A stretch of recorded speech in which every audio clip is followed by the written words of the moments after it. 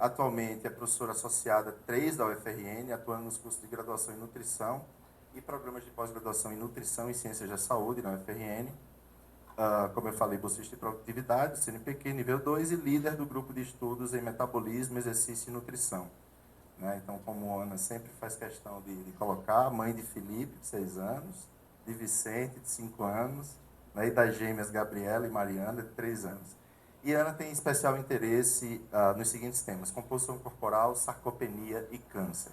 Tá? Então, Ana, fica à vontade para fazer a sua fala. Obrigada, Eduardo. Bom dia a todos. Já sei que eu tenho que atualizar o meu currículo Lattes, porque a idade dos meus filhos já aumentou, né? Agora eu vou saber que eu tenho que atualizar o currículo Lattes não pelos artigos, mas pela idade dos filhos. Eu queria agradecer demais o convite, né, para o evento, principalmente pela causa, e como vocês todos sabem, quem não sabe já reconhece pelo sotaque, eu sou gaúcha também.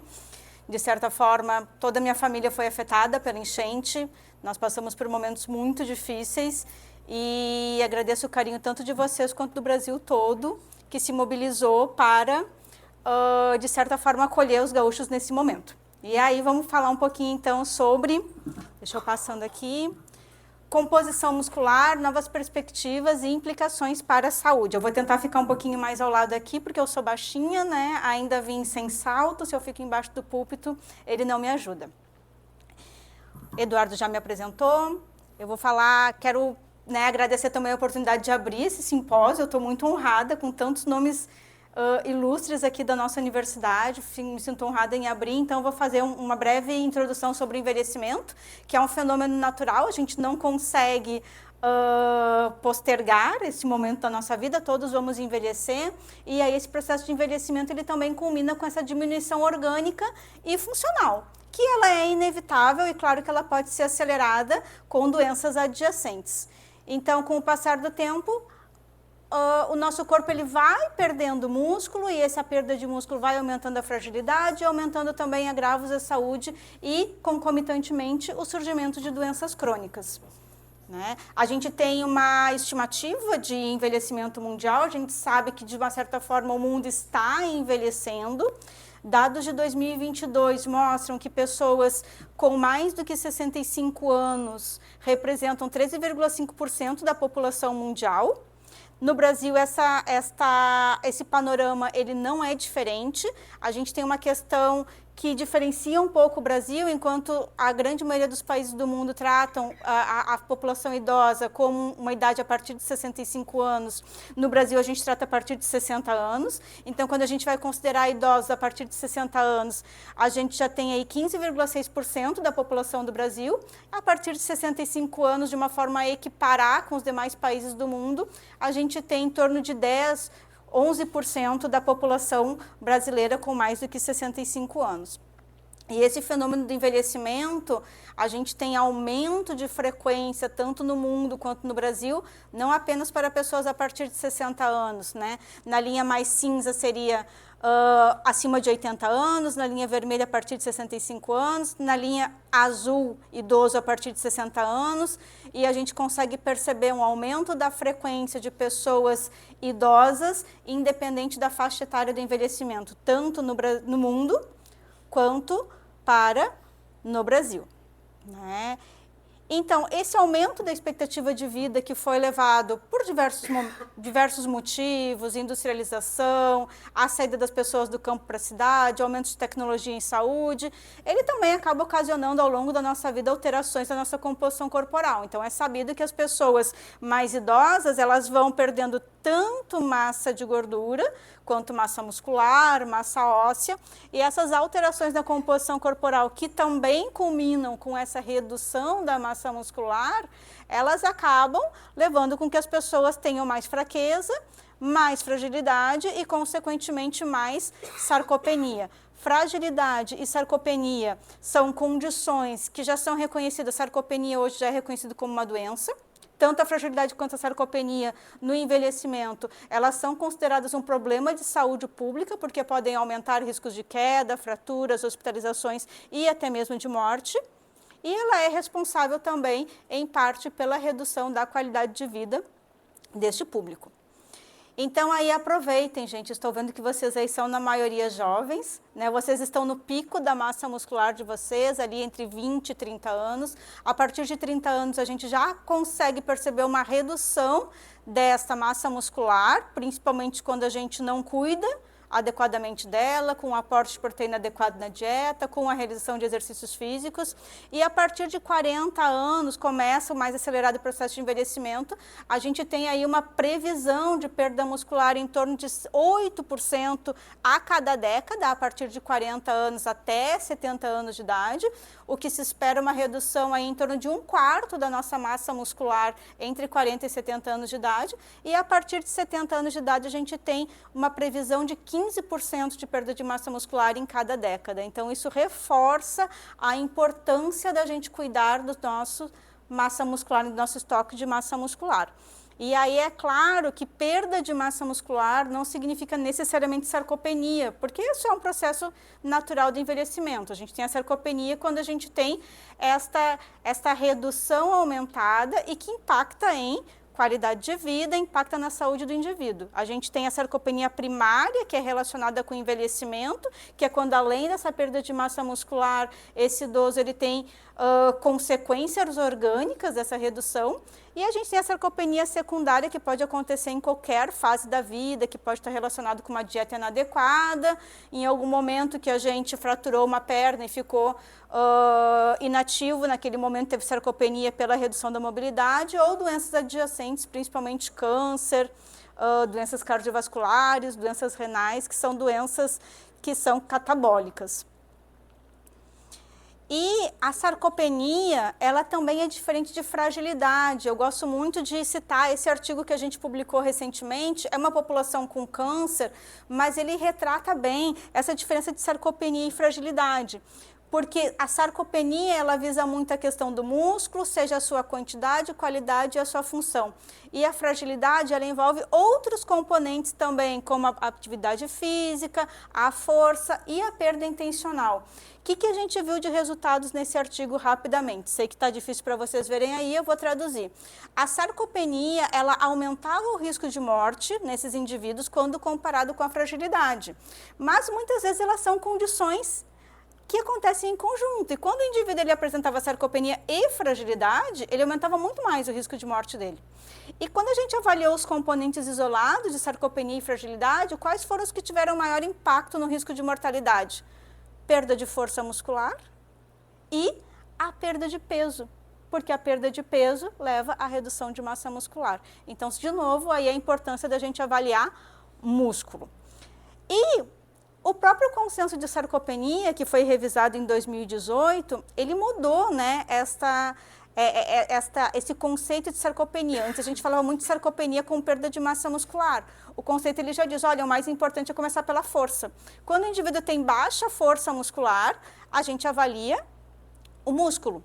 E aí vê se ele tem baixa quantidade ou qualidade muscular, que eu deixei ali em vermelho, que depois a gente vai definir.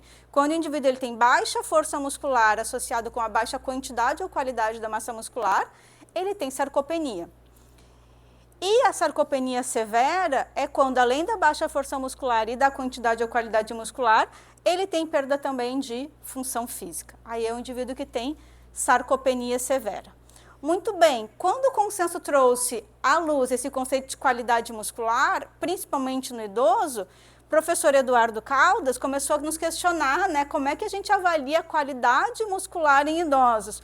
Porque a gente que trabalha mais com doença, falávamos que qualidade muscular era muito mais as questões de métodos de imagem, radiodensidade, e no envelhecimento tem também essa relação da força com a função. Então, esse artigo também que foi recentemente publicado pelo grupo do professor Eduardo, que eu tive o prazer de contribuir também, a gente consegue definir a questão da qualidade muscular em indivíduos idosos. E a gente propôs essa divisão. A qualidade muscular ela pode ser uma qualidade muscular funcional, que é quando a gente trata da relação força dividido por massa, ou a qualidade muscular morfológica, que a gente vai avaliar ali através dos métodos de imagem, que pode ser ecointensidade, radiodensidade e mioesteatose. E quando a gente foi observar a literatura, a gente percebe que a massa muscular geralmente é avaliada, a força muscular, desculpa, ou pela força do aperto de mão, ou pelo teste de sentar e levantar. São os locais mais avaliados de força nos idosos. E aí o próprio professor também, Eduardo, colocou, eu acho que, deixa eu ver aqui se passei aqui, depois eu vou voltar para o outro estudo, mas deixa eu falar um pouquinho só para a gente definir os conceitos. Quando eu falar de baixa força muscular, eu vou falar também de dinapenia, né, só para definir direitinho. Baixa quantidade, a miopenia, que é a perda do músculo, e a baixa qualidade muscular, então, da mioesteatose. Quando a gente avalia, né, força muscular, então, voltando, que os testes mais frequentes era a força do aperto de mão ou o teste de sentar e levantar, será que não teria diferença nessa avaliação de força muscular entre os idosos? Mas esse artigo também, liderado pelo professor Eduardo, que eu tive o prazer de contribuir, mostrou que sim, que a concordância dos membros superiores e inferiores para avaliação de força muscular, ela é fraca.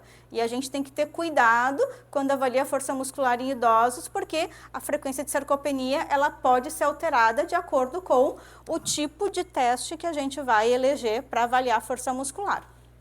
E também, para avaliar a quantidade muscular, a gente também vai ter diferença na avaliação, né, nessa quantidade, quando a gente elege diferentes métodos de avaliação de composição corporal. A gente tem N possibilidades de avaliar a composição corporal, tanto com técnicas de campo, né, que a gente fala, quanto com técnicas de laboratório, mas a gente sabe que, embora esses métodos avaliem composição corporal, alguns medem massa muscular e outros estimam massa muscular, e a gente tem que ter um pouco de cuidado com essa diferenciação. Por exemplo, os métodos mais comuns ali, antropometria, bioimpedância, que são métodos duplamente indireto, o body pod, que é uma técnica de pletismografia de deslocamento de ar, métodos de imagem, como ressonância, ultrassonografia, DEXA e tomografia, e método bioquímico, como a diluição de creatina D3, se a gente pensa em antropometria, bioimpedância e o próprio DEXA também, o body pod, eles não medem massa muscular, eles estimam a massa muscular. Então, não são métodos padrão ouro para avaliar massa muscular. O que avalia a massa muscular? Ressonância, ultrassonografia, a tomografia e a diluição da D3-creatinina, que a gente acaba nem usando ela na prática, porque é um método bioquímico e a gente não tem esse acesso à tecnologia ainda no Brasil, ela ainda é pouco. O que a gente pode fazer na prática, então, para avaliar essa qualidade muscular morfológica? Quando eu tenho a avaliação da massa muscular de quantidade, eu vou colocar ela na fórmula lá, força dividido por massa, e eu vou ter a qualidade muscular funcional. Para avaliar a qualidade muscular morfológica, já agradeço aqui aos meus alunos, né, que cederam as imagens, são imagens das nossas coletas, dos nossos estudos, não são imagens de Google. Então, a gente pode avaliar tanto pela ressonância, quanto pela tomografia, quanto pela ultrassonografia. São métodos de imagem que a gente consegue quantificar, né, a massa muscular. É claro que todos eles têm suas vantagens e as suas limitações. Pela ultrassonografia não, desculpa, pela ressonância magnética eu consigo avaliar a mioesteatose, que é essa infiltração de gordura aí no músculo e que ela está relacionada com a perda de funcionalidade. Quando eu tenho mioesteatose, eu tenho mais gordura no músculo, esse músculo ele permanece com o seu volume preservado, no entanto ele já começa a perder função. Então a infiltração de gordura no músculo, ele precede a perda de força muscular. Esta imagem aqui está pequenininha para vocês verem, mas é uma figura clássica do artigo da Roseli Correia de Araújo, que ela mostra bem que um músculo ele tem o mesmo volume, mas tem uma composição já totalmente diferenciada, ou seja, a quantidade muscular não importaria, o que importaria seria esta qualidade muscular. Então, com a ressonância magnética, a gente consegue avaliar essa mioesteatose. A avaliação da mioesteatose pela tomografia computadorizada geralmente é realizada através da avaliação da radiodensidade muscular. Então, a tomografia nos dá essa informação de radiodensidade, a ultrassonografia, ela não dá. Aqui a gente tem também uma figura de um dos nossos artigos que foi recentemente publicado na Clinical Nutrition, e a gente consegue ver que quanto mais vermelho o músculo, melhor é a qualidade dele, porque menor radiodensidade ele tem. Então, quanto mais ali azulzinho, verdinho, é um músculo com mais baixa radiodensidade. Então, embora ele tenha um volume preservado, ele tem uma qualidade já bem inferior. E a ultrassonografia, que é um método que a gente ainda precisa avançar bastante, ainda tem poucos estudos, principalmente porque a gente não tem pontos de corte para avaliar músculo pela ultrassonografia, não temos locais ideais para fazer essa avaliação também, embora a grande maioria use coxa e braço. A gente está tentando usar agora a panturrilha, né, no nosso grupo de pesquisa. A gente consegue avaliar a qualidade muscular pela ultrassonografia através da ecointensidade, né? É uma das formas. Podemos avaliar também pelo ângulo de penação, mas também, principalmente, pela ecointensidade, onde depois de avaliar a imagem pela ultrassonografia, a gente consegue abrir essa imagem num software independente, que é o ImageJ, e aí a gente seleciona uma área, que de preferência pegue, né, uma visualização do músculo, que a gente consiga visualizar melhor o músculo, e a ecointensidade nada mais é do que uma avaliação de escala de cinza desse músculo. E aí, a partir da coloração desse músculo, a gente consegue associar com a qualidade muscular e, indiretamente, com a infiltração de gordura desse músculo. Nós temos, nos últimos anos, evidências crescentes que mostram a importância, né, de manutenção de uma musculatura saudável na prevenção de eventos adversos. No entanto, os estudos longitudinais, eles ainda são mais escassos. Então, a gente ainda precisa entender um pouquinho melhor como é que ocasiona, né, essa relação entre quantidade e qualidade muscular, função muscular e função física, principalmente com eventos adversos, sejam de curto prazo, né, diminuição de qualidade de vida, fraturas, quedas, como também eventos de longo prazo e o mais bruto deles, que é a mortalidade. Então, eu gosto muito desse estudo, que ele é um estudo bem robusto, ele utilizou tanto o DEXA quanto a tomografia computadorizada para avaliar a composição muscular. O DEXA é um método indireto de músculo, né, e a tomografia computadorizada, eles avaliaram diretamente a gordura intermuscular em quase 2.000 idosos entre 73 e 85 anos, 52% sexo feminino, e fizeram avaliação física. Tá ruim para ver aqui, mas eu vou traduzir para vocês de uma forma bem breve. Eles dividiram esses idosos em quartis de gordura intermuscular. Então, o quartil 1 são as pessoas que têm menos gordura intermuscular e o quartil 4 são pessoas que têm maior gordura intermuscular. A primeira linha ali é a idade, ou seja, a idade não muda, não podemos dizer assim, as pessoas mais velhas têm maior gordura intermuscular, né? Em idosos isso não parece fazer sentido, o idoso já vai ter mais mesmo.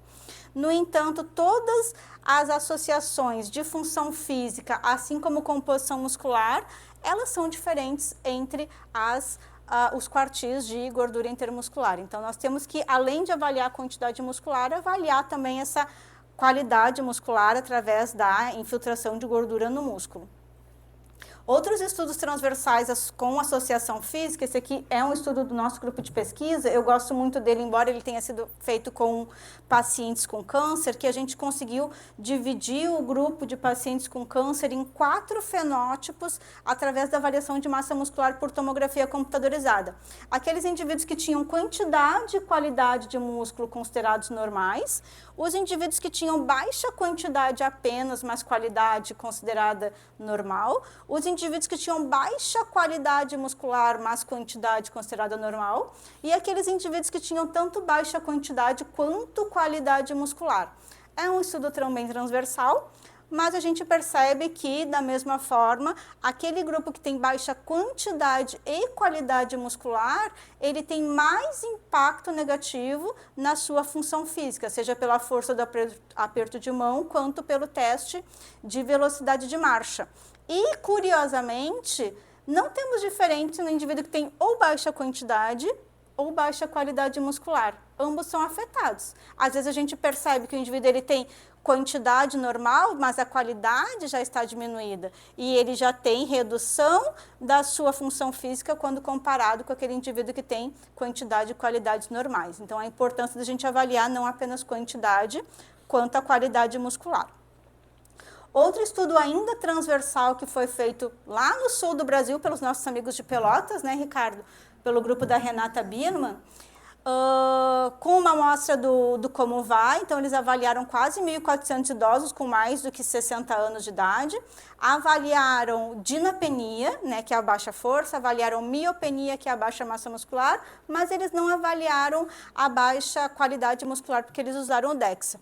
Mas eles já viram que a dinapenia, que é a baixa força, esteve associada com a multimorbidade, e não a miopenia, mostrando aí talvez que se tivessem avaliado qualidade muscular, talvez tivessem achado um resultado de diferença. Mas a baixa força muscular estava associada com a multimorbidade.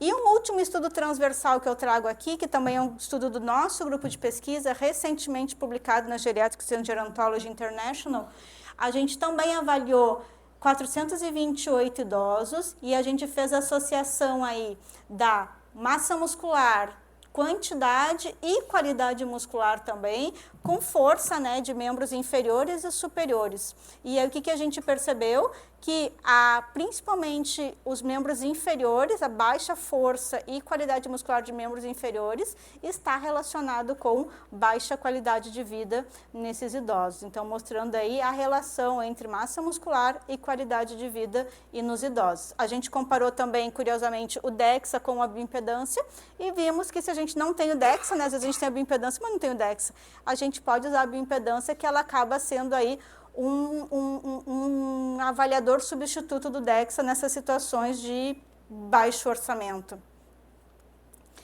A gente tem alguns estudos longitudinais mostrando já o risco de mortalidade em idosos com a baixa qualidade muscular, mas ainda são poucos os estudos quando comparados com os estudos transversais. Então, a gente pretende aí que em mais 3, 5 anos, tanto estudos do nosso grupo de pesquisa, quanto a literatura internacional também esteja mais enriquecida, para que a gente consiga entender melhor qual é o impacto dessa baixa massa muscular ou qualidade muscular na sobrevida desse grupo populacional. E aí, um último estudo que eu trago do nosso grupo de pesquisa também são pacientes com câncer. A gente tem aí novos indicadores de qualidade muscular. A gente falava de qualidade muscular funcional, que era força dividida pela massa muscular, qualidade muscular morfológica, que seria relacionado com a composição do músculo, e aí a gente decidiu juntar a composição do músculo com a força e propusemos aí um potencial novo índice que seria a força dividida pela, né, radiodensidade muscular. E a gente comparou esse índice com outros já da literatura, né, tá ruim a imagem ali também, mas é comparado com força, com o músculo, e a gente viu que essa força versus radiodensidade muscular, ele previu mais, né, ele foi mais associado com mortalidade nesses idosos também com câncer. Bom, então o que é mais importante, músculo ou função? O que a gente tem até hoje na literatura mostrando, que está bem descrito para a gente, é que o aumento de força muscular aumenta a sobrevida em pacientes idosos e reduz o risco de mortalidade. Então, às vezes, a gente tem que focar no músculo também, porque a gente treina o músculo, mas com o objetivo de aumentar a força. Por que principalmente? Porque a gente tem uma maior redução de força do que de massa muscular com o passar do tempo. Então, enquanto a gente vai perdendo aí em torno de 3 a 4% da nossa força por ano, a gente perde 1% da nossa massa muscular por ano. Então, assim, a gente foca no treinamento para músculo, mas sempre visando o aumento da força, que é quem vai ter realmente um papel importante nessa prevenção aí de eventos adversos nos idosos. Eu espero não ter passado o meu tempo, então só para considerações finais, a gente vê que o músculo possui esse papel importante, né, na longevidade, na qualidade de vida de pessoas idosas, e quando é possível, ainda não é uma realidade da nossa prática clínica e profissional, avaliar a qualidade muscular, mas quando a gente tiver essa informação, é importante a gente buscar essa informação sobre infiltração de gordura muscular também, e não apenas sobre quantidade de massa muscular, porque parece que a quantidade de massa muscular, por si só, ela não tem tanto impacto no evento adverso dessa população. E focar na força também, né? Não apenas na quantidade muscular. E é claro que a gente ainda precisa de mais estudos, principalmente com delineamento longitudinal, para avaliar, então, o impacto dessa qualidade muscular sobre os desfechos adversos do envelhecimento. Então, esses estudos que eu citei para vocês são todo fruto do nosso, né, grupo de estudos, que tem muitos alunos envolvidos, estão aqui. Agradeço já a presença também por enviar as fotos, né, que eu digo, mandem as fotos, por favor, para eu colocar na apresentação. Então, agradeço a todo mundo do grupo de estudo do GEME. Muito obrigada, gente.